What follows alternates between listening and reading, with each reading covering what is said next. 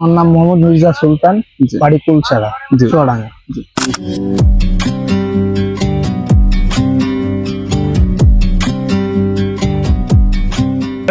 মরিচের কি জাত এটা? এটা হলো ইয়ার মালিক সিডের তেজাব। তেজাব ইয়ারমার্ক সেটা জি। কতদিন, এইটার বয়স কতদিন হচ্ছে গাছের বয়স?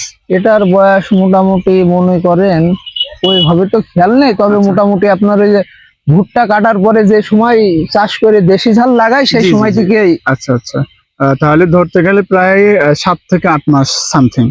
না অত হয়নি, মোটামুটি মার্চ থেকে শুরু করছেন নাকি? 6 মাস 7 মাস 6 running। থেকে 7 মাস রানিং জি। চলছে। তো বর্তমানে এই পর্যন্ত এসে কত টাকার পর্যন্ত বিক্রি করেছেন? আপনার এই পর্যন্ত মোটামুটি 1,60,000 টাকা বিক্রি হয়েছে। 1,60,000 টাকা বিক্রি জি। করেছেন।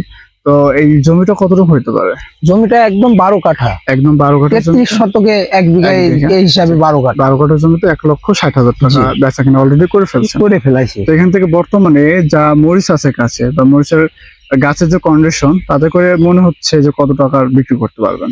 আল্লাহ যদি বাজার 100 টাকা কেজিও দেয়, আচ্ছা, আচ্ছা। মোটামুটি যে পরিমাণ নিয়ে আছে তারপর মোটামুটি ট্রিটমেন্ট নেওয়া হয়েছে, মোটামুটি 10 মণ ঝাল এখনো হারভেস্ট করতে পারবেন? করতে পারবো।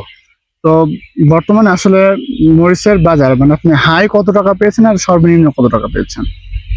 আমি ভাই হাই আপনার ওইভাবে পাওয়া যায়নি, তবে মোটামুটি 125 26 এরকম পাইছি। আর ওই আচ্ছা। যখন ফার্স্টে আপনার ওই 1 মণ এরকম মানে তোলা পড়তো, তখন মন করেন 185 মানে প্রথম যখন ফল হারভেস্ট করেন সেই সময় তো 185 টাকা বা 200 টাকা রান 200 টাকা করছে। রান পাইছি। জি।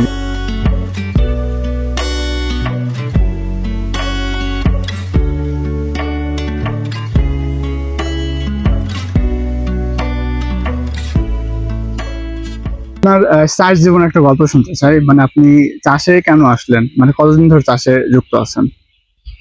মোটামুটি আমাদের একটা দোকান আছে বুঝেছেন, আচ্ছা, মানে আপনি ব্যবসায়িক, হ্যাঁ। ব্যবসার পাশাপাশি আপনি এই চাষ করা স্মার্ট হয়। কৃষি নিয়ে কাজ করেন। মানে আমার বাপ মারা যাওয়ার পরে থেকে আমাদের মোটামুটি 7-8 বিঘা জমি আছে, জি জি জি। ওইগুলা পড়াশোনা বাদ গেল, পরে ওইগুলা চাষ করে আর দোকানটা চালানো হয়। জি জি, আপনি কত দূর পর্যন্ত পড়ালেখা করছেন? আমি ক্লাস 10 এর থেকে বাদ হয়ে গেল ক্লাস 10 থেকে বাদ জি। দিয়েছি।